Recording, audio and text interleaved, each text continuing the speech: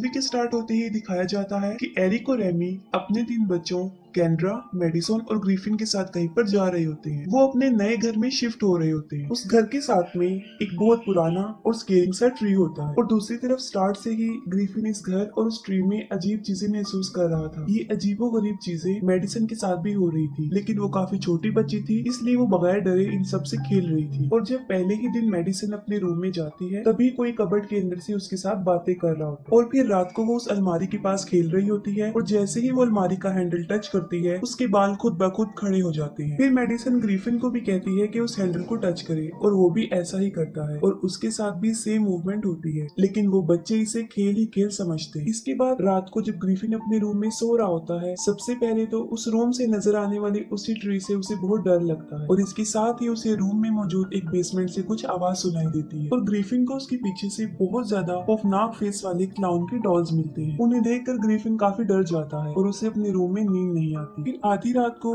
घर की सारी लाइट्स और इलेक्ट्रॉनिक चीजें खुद ब खुद चल पड़ती है और इसके साथ भी बंद होने लगती है। इसी दौरान ग्रिफिन की आंख खुल जाती है और उसे मेडिसन की आवाज आती है। उसकी आवाज सुन के वो नीचे आता है। वो मेडिसन को चुपके से देखता है। तब मेडिसन टीवी के सामने खड़ी हुई किसी से बातें कर रही होती है। मेडिसन टीवी पर हाथ रखते हुए ग्रिफिन को बताती है कि ये लोग यहाँ पर आना चाहते हैं। ग्रिफिन उससे पूछता है कौन लोग यहाँ पर आना चाहते हैं और इसके साथ ही बहुत सारे हाथ उभरना शुरू हो जाते हैं। ग्रिफिन टीवी बंद करने आगे की तरफ बढ़ता है, लेकिन कोई पावर उसे पीछे की तरफ खींच लेती है। वहाँ पर बहुत शोर हो जाता है और उस शोर को सुनकर एरिक, एमी और कैंड्रा भी वहाँ पर पहुँच जाते हैं। तब मेडिसन पीछे मुड़कर कहती है कि वो लोग यहाँ पर आ चुके हैं। अगले दिन एमी मेडिसन से पूछती है कि कल रात तुमने कहा था कि वो लोग यहाँ पर आ गए हैं, तो वो कौन लोग हैं? मेडिसन जवाब देती है कि वो लोग मेरे फ्रेंड हैं और वो लॉस्ट पीपल हैं, कोई इमेजिनेशन नहीं है। इसके बाद ग्रिफिन को गार्डन में से इंसानी हड्डी का पीस मिलता है और फिर जब वो घर के अंदर होता है तो अचानक से एक बॉल उसके पास आती है और उसके बाद वो बॉल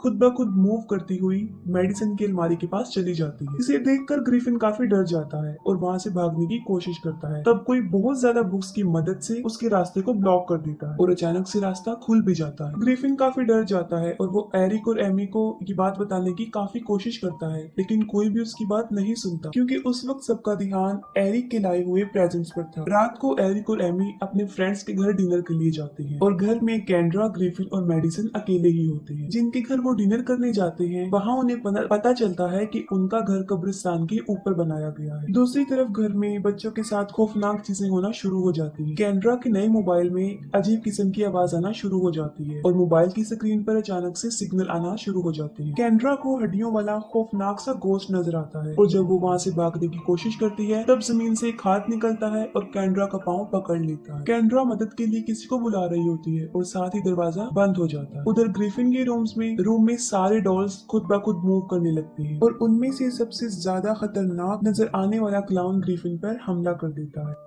इसी दौरान उस ट्री की शाखें उस रूम की विंडो को मार मार के तोड़ रही होती हैं। ग्रिफिन उस क्लाउन को अपने पैरों से मार मार के तोड़ देता है और वहाँ से भाग भी जाता है। ग्रिफिन भागकर मेडिसन के रूम में आता है, तब वो भी बहुत ज्यादा डरी हुई होती है और उसके रूम की विंडो पर भी उसी ट्री की शाखें होती हैं। ग्रिफिन डर के वहाँ से भागने की कोशिश करता है, लेकिन कोई पावर उसे रोक लेती है और उसे भागने नहीं देती और उस ट्री की शाखें खिड़की तोड़कर अंदर आ जाती हैं और ग्रिफिन को अपने साथ ले जाती हैं। दूसरी तरफ मेडिसन के रूम में उसकी अलमारी खुल जाती है और उस रूम की सारी लाइट्स अलमारी के अंदर चली जाती है। मेडिसन का टॉय भी अंदर चला जाता है। मेडिसन उसके पीछे अलमारी के अंदर चली जाती है और वहाँ पर बहुत से गोस्ट मेडिसन को अलमारी के अंदर खींच लेते हैं। ठीक उसी वक्त एरिक और एमी भी घर में पहुंच जाते हैं और वो देखते हैं कि ग्रिफिन उस ट्री की शाखों में बुरी तरह फंसा हुआ है। जैसे ही ये लोग उस दरख्त के पास जाते हैं, ग्रिफिन खुद ब खुद नीचे गिर जाता है। कैंड्रा घर के अंदर से भागती हुई आती है और कहती है कि मेडिसन कहीं भी नहीं मिल रही है। ये लोग सारे घर में मेडिसन को ढूंढते हैं, लेकिन वो कहीं भी नहीं मिलती और टीवी खुद ब खुद ऑन हो जाता है और उसके अंदर से मेडिसन की आवाज आती है। एमी ये फील करती है कि मेडिसन टीवी के अंदर है और वो टीवी की स्क्रीन पर हाथ रखती है, तब मेडिसन का हाथ उसे टच करता है। ये देखकर वो लोग काफी हैरान होते हैं और डर भी जाते हैं। इसके बाद Amy paranormal researcher doctor Brooke से मिलती है और उसे सब कुछ बता देती है। डॉक्टर ब्रूक अपने 2 साथी बॉयड और सूफी के साथ इन लोगों के घर पर आती है और वो लोग अपने रिसर्च में लग जाते हैं। रिसर्च के दौरान जब बॉयड एक चेयर पर बैठने की कोशिश करता है, तब वो चेयर खुद ब खुद उछलकर हवा में चली चली जाती है। डॉक्टर ब्रूक उनको बताती है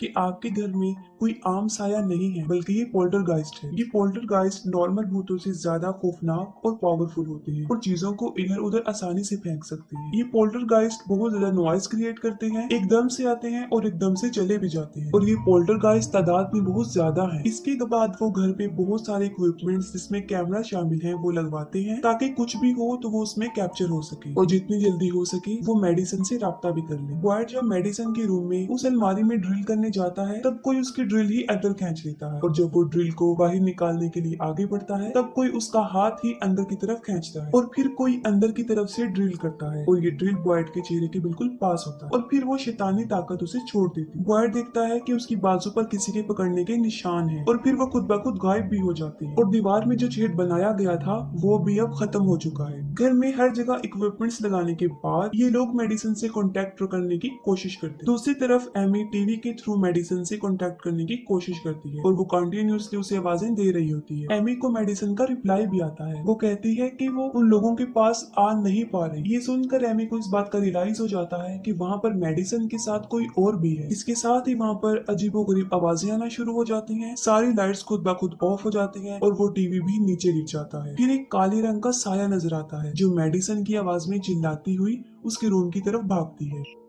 एरिक भी उसके पीछे भागता है और वो मेडिसिन की अलमारी में जाकर बैठ जाती है। एरिक उसके पास जाता है तब उसे पता चलता है कि वो मेडिसिन के भेस में किसी का भूत है। इसके साथ ही वो शैतान एरिक पर अटैक कर देता है। एरिक को काफी गुस्सा आ जाता है। एरिक उस अलमारी की दीवार को टेबल से मार मार कर तोड़ देता है। तभी वो दीवार खुल जाती है और वहाँ से बहुत ज्यादा लाइट्स आ रही होती है। उस दीवार में एक पोर्टल होता है। एरिक उस मेज की मदद से उसे मार मार के अंदर ही फेंक देता है। इसी दौरान उनके बेडरूम की सीलिंग पर एक और पोर्टल खुलता है और उसमें से वही टेबल का टुकड़ा नीचे आकर गिरता है। उसे देखकर डॉक्टर ब्रूक बोलती है कि यही मेडिसिन के बाहर आने का दरवाजा बनेगा और ये काम डॉक्टर ब्रूक से अकेले नहीं होगा। इस मकसद के लिए वो अपने एक्स हस्बैंड, माइस्टीरियस सब्जेक्ट एक्सपर्ट और फेमस टेलीविजन पर्सनैलिटी को यानी कैरिगन को बुलाती है। कैरिगन इन्वेस्टिगेशन के बाद बताते हैं ये घर कब्रिस्तान के ऊपर बनाया गया है जिसकी वजह से वो सारी डेड बॉडीज बहुत ज्यादा पावरफुल बन चुकी है और सारे के सारे भूत पोल्टरगाइस्ट में बदल गए हैं और मेडिसिन के पास पैदा होते ही एक स्पेशल गिफ्ट है जिसकी वजह से वो इन भूतों से अपना रिलेशन बना सकती है और यही वजह है कि उन पोल्टरगाइस्ट ने उसे अपनी दूसरी दुनिया में खींच लिया है। इसके बाद बॉयड मेडिसिन की अलमारी की दीवार को एक रस्सी से बांधकर उस खुले हुए पोर्टल में डाल देता है और जैसे एरिक का उस पोर्टल में फेंका गया टेबल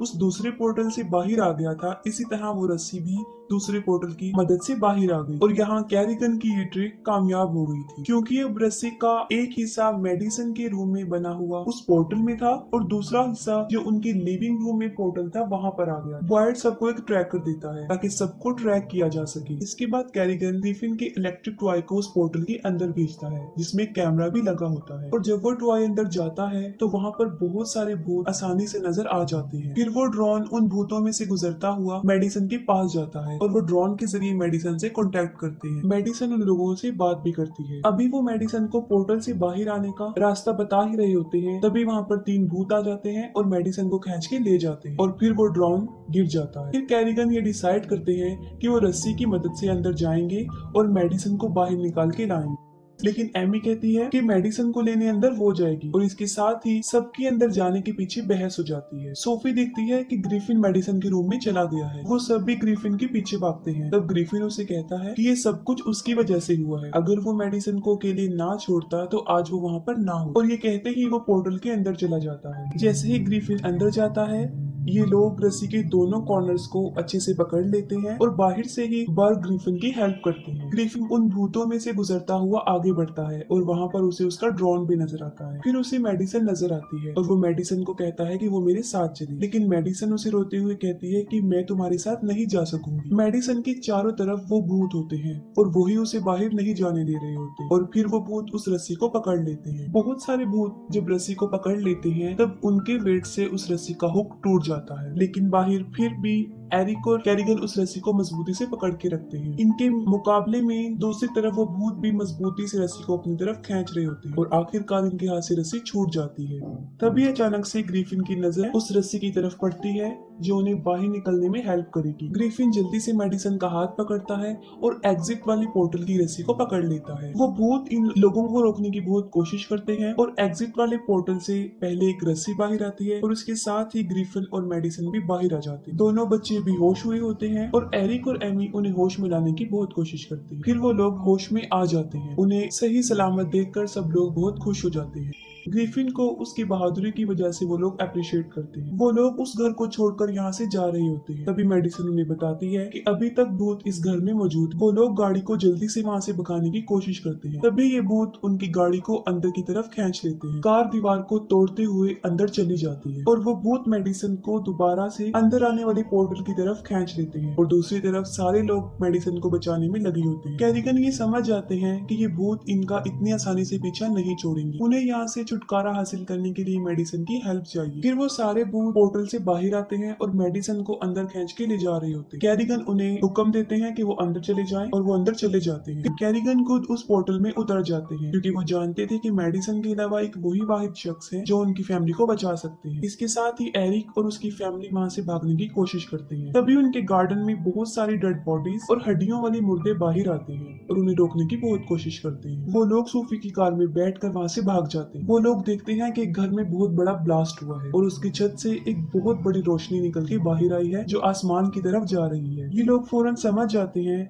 कि बर्ग ने उनकी हेल्प कर दी है और उस जगह को पोल्टरगाइस्ट से आजाद कर दिया है। दूसरी तरफ डॉक्टर ब्रूक अपने साथियों की हेल्प से जीपीएस के थ्रू कैरिगन को घर में ढूंढ रही होती है। पहले तो उन्हें बर्ग कहीं भी नहीं मिलती, फिर उन्हें जीपीएस ट्रैकर में बर्ग की होने का सबूत मिल जाता है। फिर दिखाया जाता है कि एरिक की फैमिली फिर एक नए घर में शिफ्ट हो रहे हैं और उस घर के साथ में भी एक अजीब किस्म का दरख्त होता है। जैसे ही ये उस दरख्त को देखते हैं वहाँ से भाग जाते हैं और फिर दिखाया जाता है कि कैरिगन और ब्रूक अपने ड्रामा शो फिर से स्टार्ट कर देते हैं, जिसका मतलब ये है कि बर्ग वहाँ से सही सलामत वापस आ गए थे और कैरिगन और डॉक्टर ब्रूक दोबारा से मिल जाते हैं। ये मूवी का लास्ट सीन होता है और इसके साथ ही मूवी एंड हो जाती है।